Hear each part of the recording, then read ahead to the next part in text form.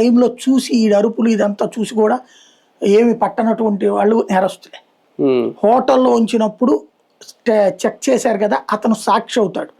ఎవరు డాక్టర్, ప్రజా వైద్యశాల, మణిపాల్ హాస్పిటల్, తర్వాత ఆర్ఎంపీ డాక్టర్, మణిపాల్ హాస్పిటల్ ఎవరో సర్జన్ అంట మరి. ఈ ముగ్గురు కూడా సాక్షులు అవుతారు, ఈ నలుగురు నిందితులు అవుతారు.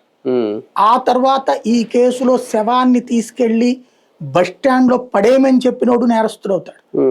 పడేసినటువంటి సందర్భంలో బస్టాండ్ అధికారుల చేత తమకి మెయిల్ ఇప్పించుకున్నప్పుడు ఆ ఇచ్చిన అధికారి నేరస్తుడు అవుతాడు.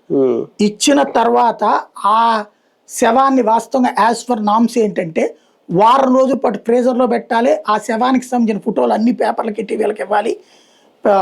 బస్టాండ్లో వీటిట్లో స్టిక్కర్లు అతికించాలి. అన్నోన్ డెడ్ బాడీ, అనాథ శవం అనేటటువంటి 2 రకాలు. అక్కడే రోజు అడుక్కు తినేవాడైతే గనక అది బస్టాండ్ రోడ్డు రాసి ఇవ్వాలి. అలా రాసిచ్చుంటే వాడు కూడా క్రిమినల్, అక్కడ అడుక్కునేవాడని రాసిచ్చుంటే.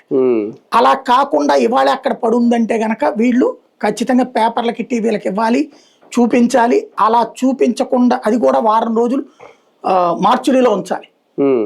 అలాగే ఇంకోటి రక్తం మరకలు ఉన్నప్పుడు పోస్ట్ మార్టం చేయించాలి. పోస్ట్ మార్టం చేయించకుండా ఆ శవాన్ని అట్టించటే తీసుకెళ్లి కార్పొరేషన్ వాళ్ళ ద్వారా తగలబెట్టించారంటే ఆ రూల్స్ పాటించినటువంటి కార్పొరేషన్ వాళ్ళు నేరస్తులు అవుతారు.